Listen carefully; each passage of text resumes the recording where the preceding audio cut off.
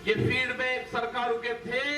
सरकार ये चाहती थी कि इस आंदोलन में कत्लेआम हो, इस आंदोलन में हिंदू सिख हो, इस आंदोलन में मुस्लिम और हिंदू की लड़ाई हो।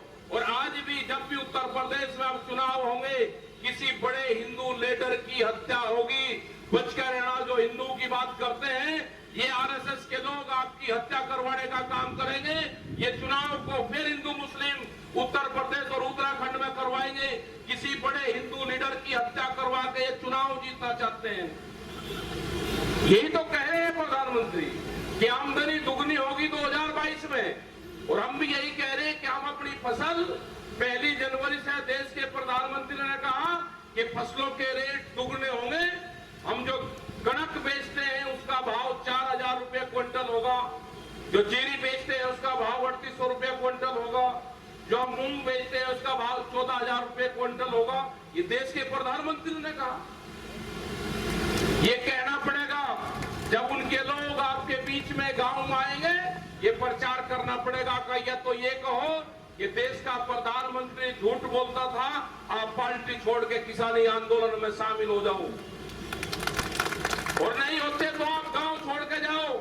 या तो पार्टी छोड़ो या गांव छोड़ो, एक चीज आपको छोड़नी पड़ेगी।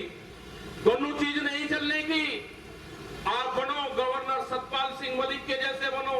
ये पार्टी में रहते हुए जितने भी किसानी आंदोलन के पक्ष में उन्होंने आवाज उठाई, आप बनो कि सतपाल सिंह मलिक ने कहा कि जो खट्टर ने ये आंदोलन पर लाठियां चलाई है, ये गलत करा है, उस अधिकारी के खिलाफ कार्रवाई करनी चाहिए, उस अधिकारी को सस्पेंड डिसमिस करना चाहिए।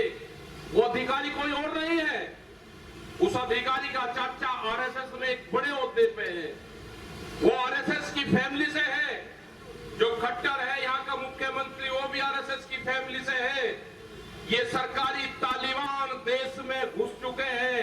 ये सरकारी तालिबानों का पहला कमांडर करनाल की जमीन पे मिला है, आरएसएस का बंदा है और आईएएस अधिकारी बन चुका है। अगर हमको खालिस्तानी कहोगे तो हम आपको सरकारी तालिबानी कहेंगे। ये याद रख लेना, यहाँ की सरकार सरकारी तालिबानों का तमगा और आपका कमांडर करनाल के अंदर है। ये किसान उसको कभी माफ नहीं करेगा। उनकी फैमिली, जिनका बच्चा वहां पर शहीद हुआ है, उनका परिवार तुम्हें कभी माफ नहीं करेगा। 302 का मुकदमा और सस्पेंड अगर सरकार ये भी नहीं करती तो उसकी पोस्टिंग करो झारखंड में, उसकी पोस्टिंग करो छत्तीसगढ़ में, नक्सली क्षेत्र में उसकी पोस्टिंग करो। वहां पर जरूरत है इसकी। परमानेंट लिख के दो भारत सरकार कि इसकी पोस्टिंग वहां पर कर जाती है। अगर आईएएस रहेगा तो ये वहां पर ड्यूटी करेगा। ऐसे खतरनाक आदमी की तो जरूरत वहां पे है। अपने आंदोलन को शांतिपूर्ण तरीके से हमारा आंदोलन चलेगा। भारत सरकार के अधिकारियों का ये कहना है कि इस आंदोलन को जब हटाया जाएगा तो इसमें से 1000 से 1500 लोग इस आंदोलन में मारे जाएंगे। मारे गए हैं हमारे 650 लोग शहीद हुए हैं।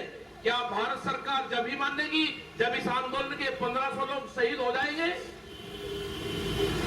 ये उनका पूरी रणनीति थी। 26 तारीख के बाद में जो घटनाक्रम हुआ उसमें इनकी रणनीति थी कि आंदोलन को हम हटाएंगे तो आंदोलन में हजारों लोगों से ज्यादा इस आंदोलन में मारे जाएंगे।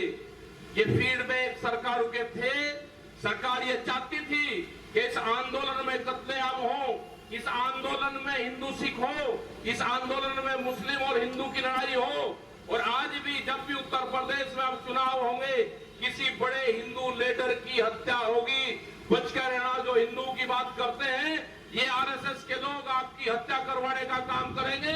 ये चुनाव को फिर हिंदू मुस्लिम उत्तर प्रदेश और उत्तराखंड में करवाएंगे। किसी बड़े हिंदू लीडर की हत्या करवा के ये चुनाव जीतना चाहते हैं।